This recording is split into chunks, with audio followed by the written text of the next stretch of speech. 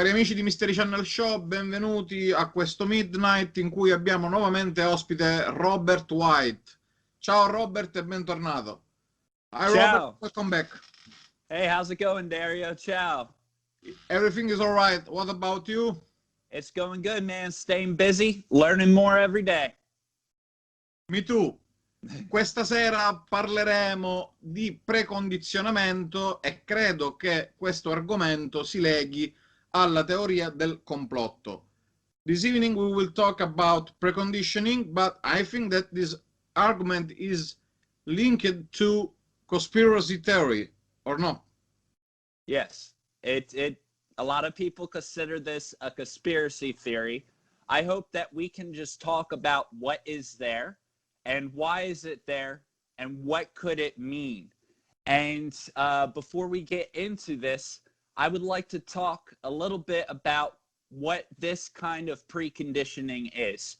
Preconditioning is something that by showing someone something over and over, in the event that anything would happen, they would know how to respond, how to mentally handle it, and how to answer what may be, not just for aliens or UFOs. There are a lot of different agendas out there, a lot of different conspiracies, but for this interview, we're going to talk about UFOs and aliens in popular media and pop culture.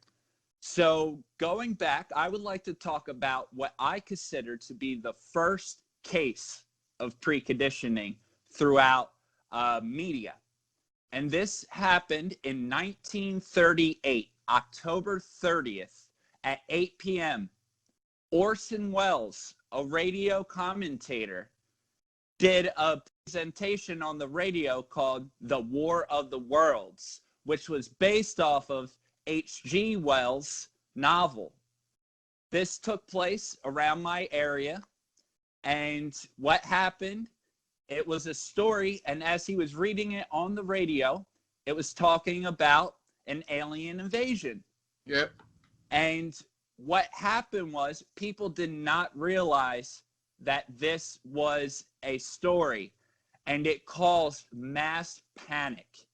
People were hurting themselves, looting, chaos, people hiding in their closets, going underneath of their houses. People lost it. It went really, really bad. People were very upset and angry with Orson Welles. And I believe this was one of the first times where this was presented. And due to the actions that it caused, this will set a path for every other media talking about these things. Also, because of the mass hysteria and chaos it caused, this also made it a matter of national security. Because if people were to go into a panic like that, society would collapse. So I believe at that moment, new laws and new ideas were formed. And that was one of the first big cases, 1938, shortly before World War II. Tensions were high in the world. Before we get into this, millions of dollars is spent into making these movies. Why would millions of dollars be spent into something that was completely nonsense and didn't have a purpose or an agenda behind it? So going along with that, I'm sure many of your viewers, I would like to see them in the comments talk about, their favorite alien UFO movies and maybe how there can be some truth behind these movies. And I want to hear your thoughts about this. Now, in a lot of alien and UFO movies, and even the radio broadcast of War of the Worlds, war is bad. These things were associated with bad. But there are a lot of movies talking about aliens being good. For example, E.T. It's for children. It's for children. So what is your take and your opinion on this good and this bad and how they portray it in movies and media? I must talk just in English. It will be faster for me. Okay, I have two ideas about it. The main one is that everything could be done for just entertainment, for example, no? Yep. Because we have the fantasy to think about these histories, and sometimes the bad became from outside, but essentially the screenwriters they depict an bad aliens as we are. Because we are bad. Yes. Yes. And the strange things is that I think that the American people are worried from a kind of invasion from someone. But for example, I saw different movies where the aliens attack USA. Independence Day, for example. For example, or another one with Tom Cruise, for example. They live, the aliens lived underneath the earth. Mm-hmm. And it's a strange thing because if I was the general of the aliens, I will never attack the strongest one for the beginning, no? At the beginning. Yeah. It makes Before sense. I will take care all the other rest of the world and after attack USA, no? But in fact, for example, USA during the Second World War invaded before Italy and after Germany because they built a kind of head of bridge to break through into Europe, no? The same thing is for the aliens, for example. But I saw this way of making movies even in action, normal action movies. For example, I remember a movie of the famous Chuck Norris, Invasion USA. Yeah, that's a great classic. Yeah, another one was Red Dawn with Charlie Sheen, Patrick Swayze. The history was an history where the Russian troops parachute themselves into the American territory and they conquest. Yes. Yeah. There was a kind of resistance from the people in the street, in the woods, in the forest, but they take a lot of United States. But another point of view that I have about this history, about this theory, is that could be the chance that something like that could happen because, for example, in the 15th century, Cristoforo Colombo went to USA, America, and what they did, they conquest the weakest culture, because this is the way maybe that all the beings in this universe does. Yeah. They do something like that.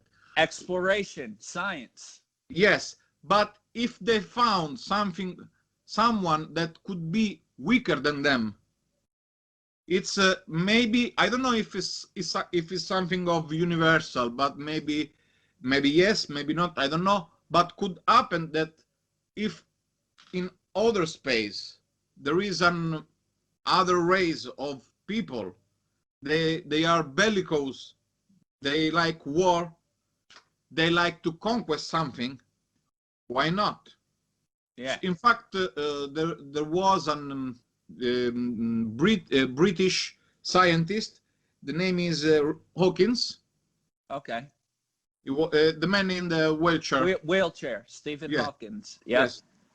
And he said that we have to be careful to looking for another civilization because we don't know who they are and which are their intention to us. But maybe the screenwriters, in some cases, but not in all of them, could have an they can know something. Yeah. Because they have connection probably with someone. They heard some histories from someone. For example, the astronauts usually, when they are retired, said, okay, when we were on the moon, we saw something. Buzz Aldrin. Yeah, Exactly. a lot Yes. of them say that. Mhm. And okay, this kind of encounters were not so aggressive, just peaceful, but it was the case, maybe. Yeah, I We don't know. I That's agree. my opinion. No, that's right. And I do believe that there is, good and bad of these things going on. And for example, Steven Spielberg, with a lot of the movies he's done, he has worked along with people that really experienced these things, Yes. even military and many other investigators, people that worked for the government investigating UFOs, things like that. Hynek, other people like that. Bud Hopkins, which was a big UFO researcher, he helped a lot of directors with movies and things like that. There's a lot of things showing, and like you were saying, this is a part of us reflecting ourselves onto these things and what we think they are. And then I think a lot of it is actual information, and making it good for a movie, putting a storyline to it. But the one thing that really stuck with me was back when the UFO crashed in my case and the Men in Black came, and my mom asked, why don't people know about this? And the Men in Black said, we are preconditioning people. And within the next 10 years, you will see signs of this in movies, books. After hearing that, I was almost 4 years old. So I grew up watching every movie, all of them. And anytime something about UFOs or aliens would come up, I would just watch it and look at it completely differently. And I would try to focus and pull out what was true and what wasn't true, or what was just made up, and really try to focus on the overall message. And this is where the preconditioning comes in, is whether these things are real or not. The fact that they're showing up in talk shows, children's shows, movies, books, there has to be a reason behind it. Could it be that our government wants to fake an alien invasion and scare people? Yeah, it's possible. Is it possible they are trying to slowly show people these things so if it happens, they won't panic? So it's there's a lot of different things at play, and the millions of dollars that are going into this, and it's being shown all around the world and in pop culture. It's alarming. A larger question is why. And I think if people go back through their childhoods and remember the movies that stuck with them, it's insane how many of them go around this subject and topic. It's amazing. And they're showing us for a reason. And people like you and I, we're trying to find out what that reason is for. And from everything that I've experienced and everything I've seen and I've encountered and the hundreds of people I've talked to about this phenomenon over the years, I've came to the conclusion that they are trying to prepare us for something. And I feel like I can say that safely. It's hard to argue. Everything is there. And, there's great movies and there's some terrifying. This topic, you can have a children's show or you can have a R-rated, R-rated, very violent, very vulgar, terrifying, or you can make a child happy. It's a very, it's complex, like human nature.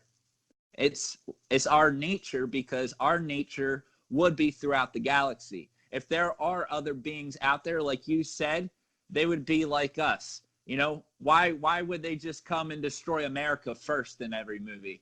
It don't make no sense. If they want, the Men in Black told my family when my mom asked, "Are these things dangerous?" They said, "If they were dangerous, we wouldn't be here."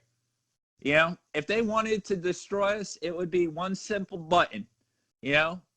a nuclear bomb bigger than what we can imagine, something like that. You know, if we have the technology to destroy our planet, why can't other people do it? But if you pay attention to one thing, the first superhero that all the world know about USA is Superman, and he's not human, for example. He's an alien. Yeah. And that's a great example. Everyone thinks about Superman. No one thinks about alien. They think American superhero. But he's an alien. And Yeah, they even talk about it. He comes from a different planet. His parents are alien. Everything about him's alien.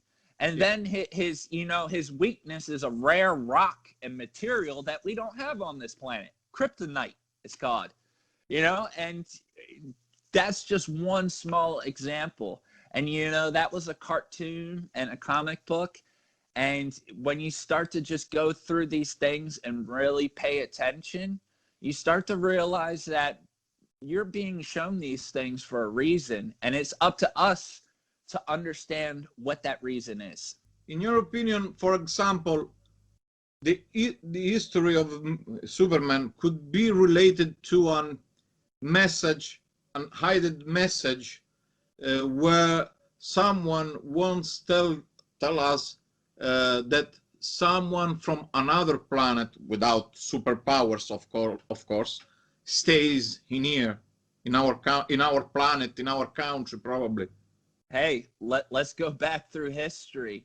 Let's go to the ancient, you know, even in ancient Italy, you know, the Roman gods, and going to Greece and, you know, Greek mythology, and, you know, going to the Vikings and their mythology of having these beings, you know, these gods from other planets and from other places throughout the galaxy within us living here, helping humanity or making it worse.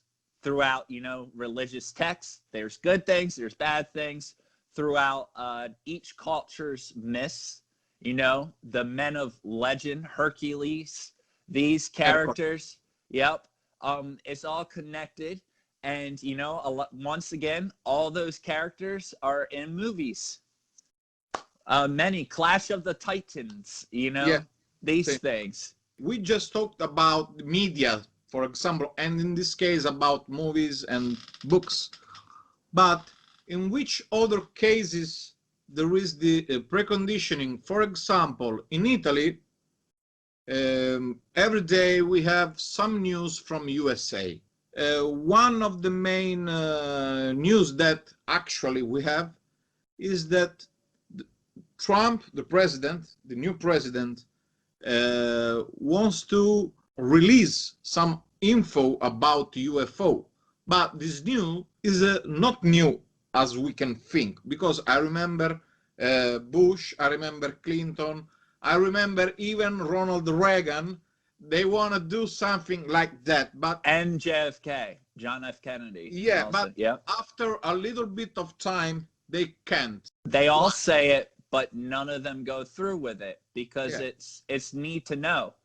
And the president of the United States is not need to know. This is not about America. This situation is controlled by projects, you know, that the American people and people around the world don't know. It's not just one country. There are multiple countries involved with this. And this not need to know, every U.S. president has wanted to know the truth, and they've been declined. Or they're told, and once they're told, they are told that we're preconditioning. There's a time frame to these things. You can't just have the president come out and say, aliens and UFOs are real. Here's all of our secret bases around the world. We've been lying to you and taking all of your money to fund these projects and programs. We're never going to hear that. But in your opinion, when the United States presidents say something like that, for example, I will say something about UFOs, in such way they are trying to telling us that the UFO are real. No? They're preconditioning it. Yes, exactly. By them simply just asking, is putting it into people's heads, which is more powerful than telling people. You know, you and I, we could show people a video of a UFO or an alien, you know, they wouldn't believe it. You know, it's not about that. The only way we learn to believe in these things is from looking within ourselves, you know, by asking the questions, and through this preconditioning that has been going on. And preconditioning, like I said, it's not for just aliens and UFOs. You know, unfortunately, people are using these techniques of preconditioning in order to have people view certain countries as bad, to view certain religions as bad or good. There's multiple agendas that you can do with preconditioning. You can completely divide society with preconditioning, or you could have people come together through preconditioning. And with preconditioning, it's like publicity. All publicity is good publicity, good or bad. If people are talking about it, the job's getting done. And, you know, it's part of the things. Many politicians have talked about this. People from all different kinds of lifestyles, from teachers to scientists to just strange people, you know, all around the world. And it's funny that when we are watching these movies and things, we tend to kind of not quite understand what the purpose of it is at the end of it. We're entertained. It was good.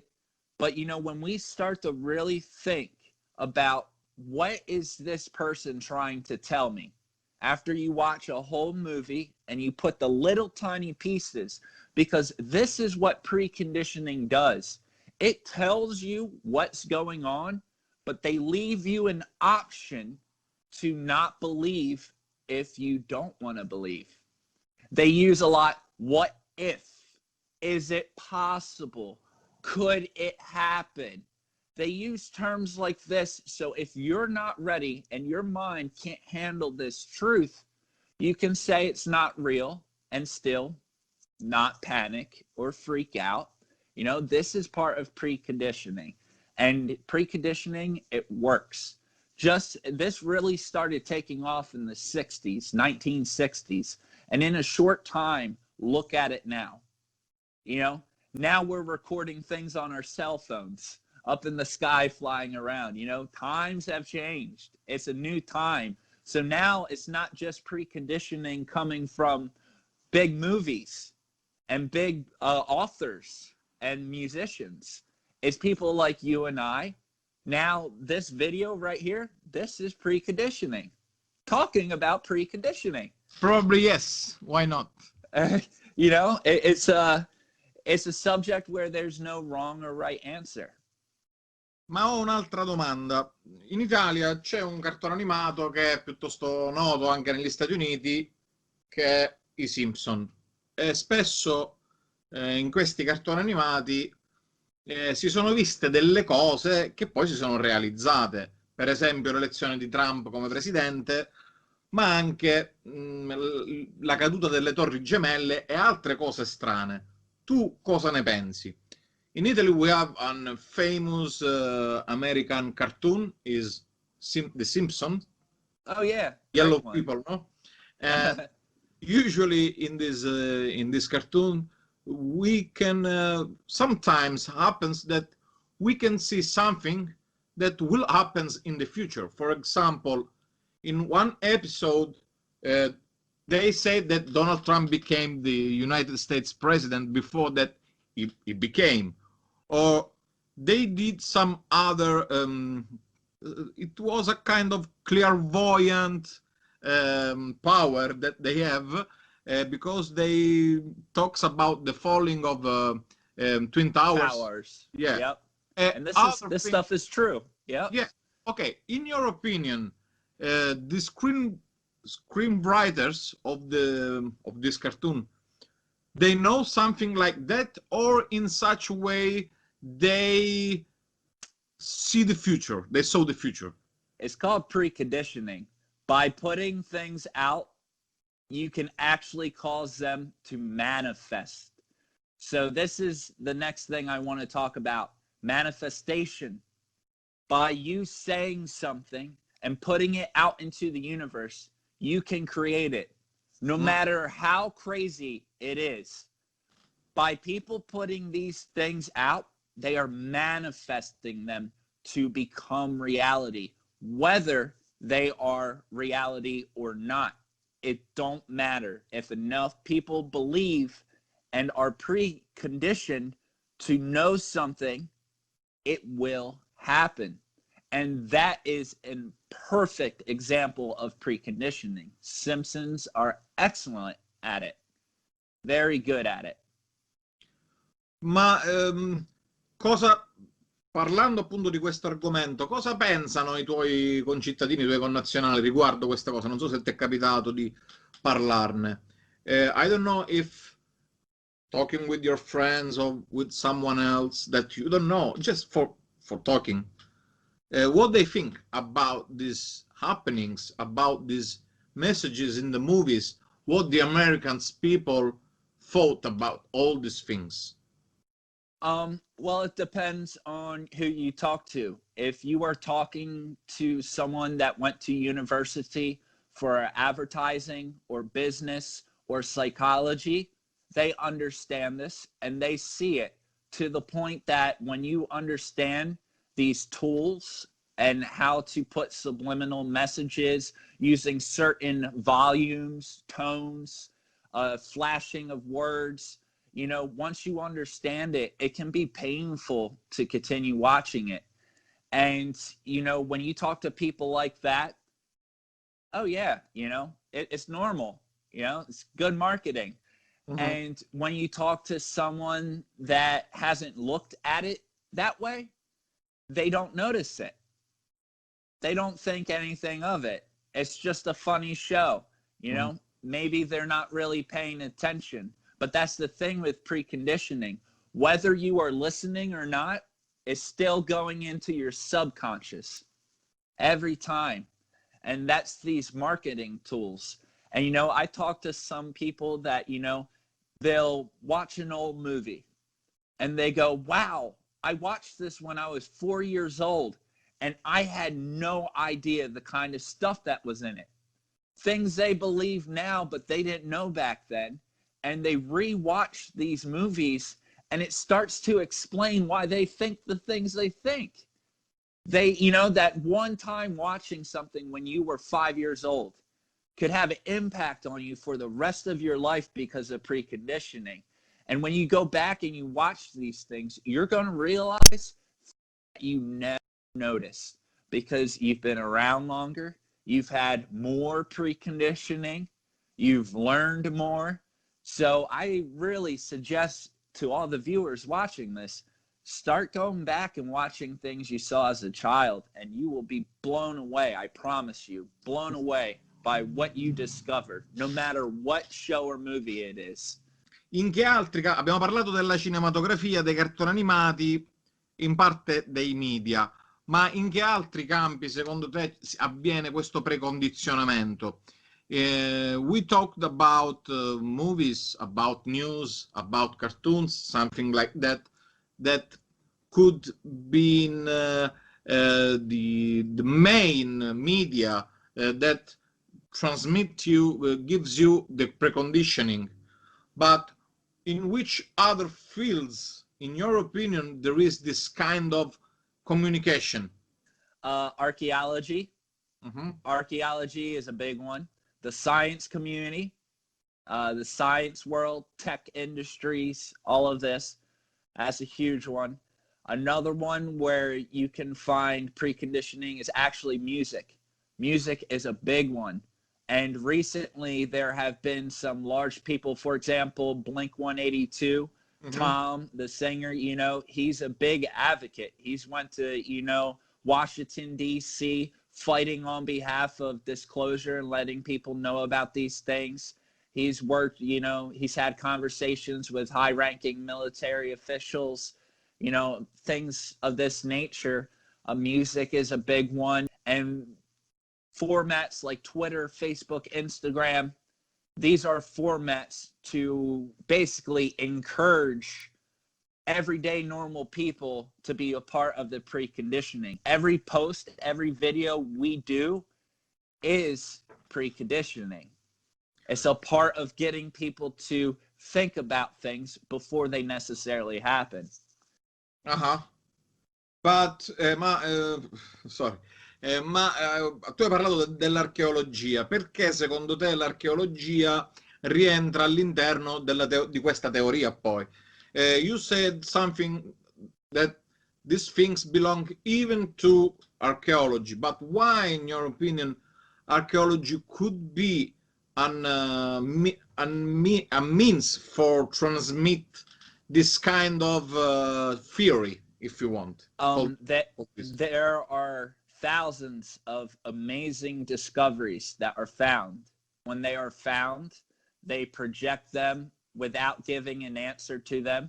People are able to make their own conclusions, whether it's a giant, elongated heads, you know, three-fingered mummies, you know, things truly not of human origin that we know of.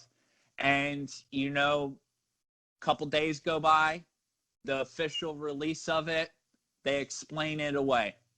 They explain it away. They're giving people the option of, look at this thing. They don't tell people what it is. Look at this new discovery. Everyone makes their own idea.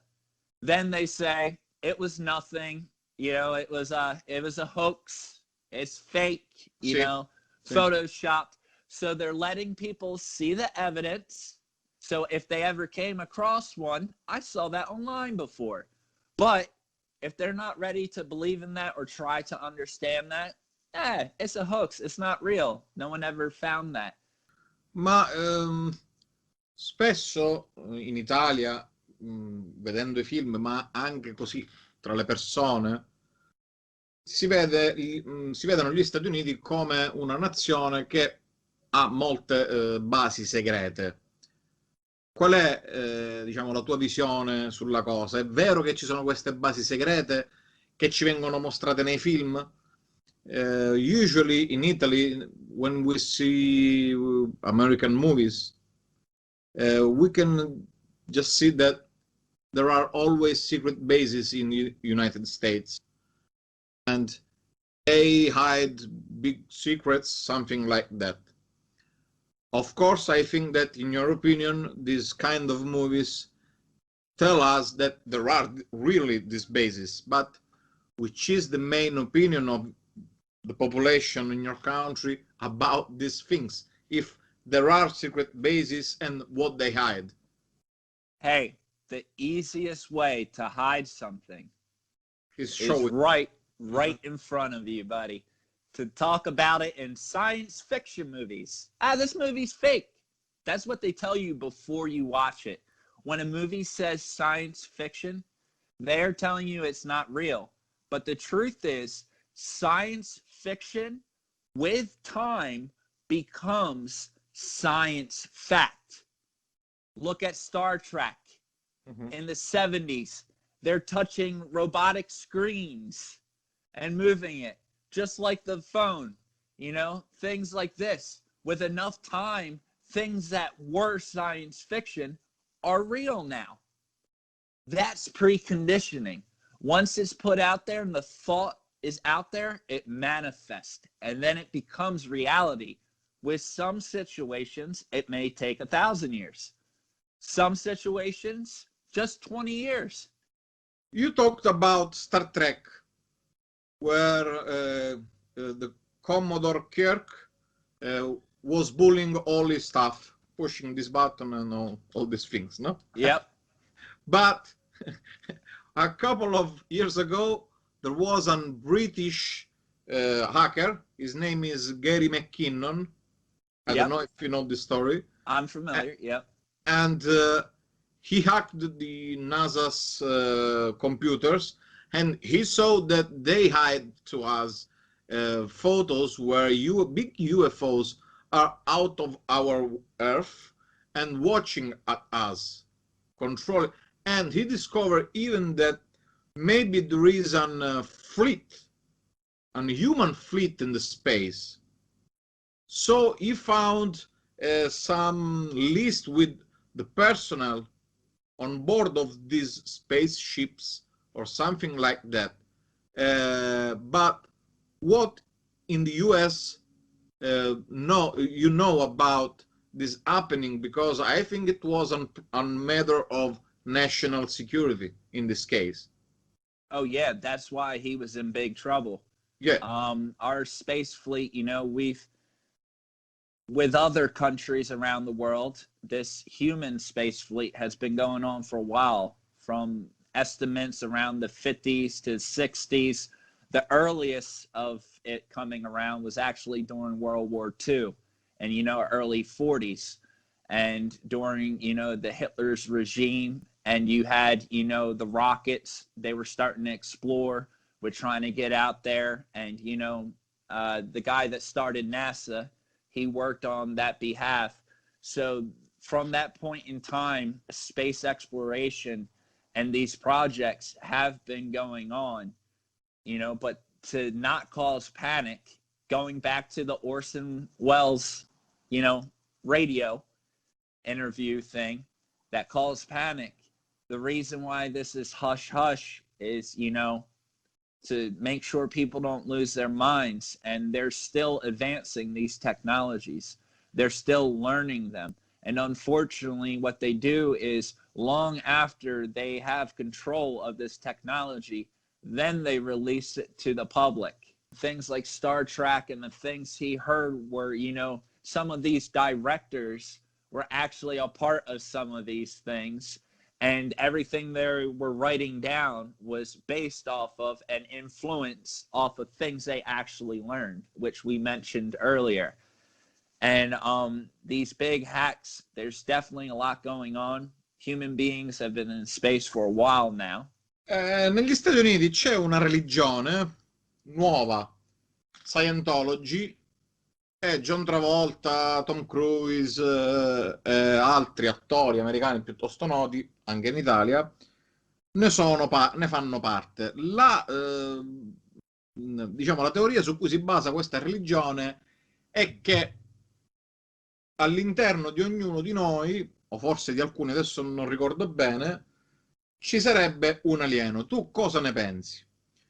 In United States there is a new religion, maybe can be born 30 years ago, now I don't remember well, and the name of this religion is Scientology. Two famous American actors, one is John Travolta, another one is Tom Cruise, they belong to this religion. And the main idea of this religion is that inside of every one of us, or maybe inside to someone, we have an alien, the soul of an alien. And in this case, what do you think about that? And in this case, can we talk about preconditioning or not? Is just another thing in this case. Yeah, this is one of those situations where it's everything together. You know, you have the people acting out the preconditioning, forming a religion, you know, coming together, which is another form of preconditioning. You know, when we're reading these ancient books and all of our personal religions, and even when we don't have religions and we read throughout history, there's a lot of weird stuff going on all throughout history. And, you know, anything we read from that point is a form of preconditioning. Now, the thing with Scientology, you know, it is a religion, and religions scare me. It's not for me. I respect people and all people's religions, and I believe they all have truth and they all have light behind them. With Scientology, it's made up of a lot of famous people with a lot of money. And, you know, there's a lot of mystery behind Scientology. They don't tell too many people about it. And there's many other religions like that, where they don't really say too much about what they believe. Jehovah's Witnesses, Mormons, other, religions we have, here in this country. Even the Amish are pretty quiet. They're quiet. So a lot of many other religions keep to themselves. But when your religion is filled with famous people, it's preconditioning. They're people that millions of people are watching. Why does this guy believe in that? And as far as having alien souls within us, it's completely possible. We're just vessels. We're flesh and blood. Could there be something of a higher dimension coming through us? Have you and I lived this life over and over again using the same old dirty soul? Do we get new ones each time? Is this your first time being on this planet? There's a lot of possibilities, and I most certainly do not have all the answers, but I'm searching for them. You say the Mormons. We have Mormons too. In fact, they are all American, and they live in my town even. And in their religion, they think or believe, is better to say believe, that God lives in a planet called Kolob, and he has too many wives. And so he is an alien because he lives in a planet, in another planet, like the father of Superman, for example. No? But in your opinion, Adam Smith, or Joseph Smith maybe was the name of the founder. Joseph Smith, yeah. When he created this religion, in your opinion, he had an alien contactees or just thinks about these things by himself? He, what started it all for Joseph Smith, and I hope I don't overstep any boundaries if there are any Mormons listening, so I will try to do this respectfully, but Joseph Smith is a very interesting story, and I admire him. I think he was a great guy, and he started to make a connection in between Egypt and within America, and started to make these ancient connections, connecting these ancient cultures and beliefs all together, basically the ancient astronaut theory. Yeah. And along with this, he was given signs, and he had encounters with angelic spirits, we'll call them. And, it really shaped him. And out of that, Mormonism came about. And it's really a religion steeped around ancient history and putting pieces together and realizing the cosmic consciousness. And, they have their own rules and certain things they may do that the rest of the world might say a little weird. But the same with that religion, with every other religion, there are common threads, There's always something coming from above or coming from the inside of the earth. And, none of these people ever say it was a human. They always call it something else, So, and this is in every book, going back to ancient Mesopotamia, it's been going on forever. And I believe people that study history and start to make the great connection and understand the preconditioning that the human race has been under preconditioning for 12,000 years. It's a slow process. It's slow, not fast. Disclosure, people about knowing the truth and aliens. It's not going to happen like that. It's not. It's been in the works for a long time. There is a plan, and many different beings and many different human beings from all around the world. Everyone has a role, has a part, has a job to play within the great evolution plan for humanity. That's the goal of preconditioning. And unfortunately, there are media outlets like the news and other stations that use this to create fear and chaos. And that's not good. Really want to encourage the viewers to start to think more about what you are watching and what you are hearing and what is the reasoning behind this. I personally believe that through everything we watch, there is a agenda, you know, there is a plan, a goal, and what that could be many things, but it's everywhere. Signs of aliens and UFOs are in everything, even on our telephones. An emoji, they have an alien head emoji and a UFO emoji. I think that says something about preconditioning. When you start to look for these things, you start to see them everywhere. It's almost like your eyes open up and, whoa, I never noticed that. I didn't see that before. And when you start putting things together, it makes a lot of sense. You know, there's something else going on. I have just the last question.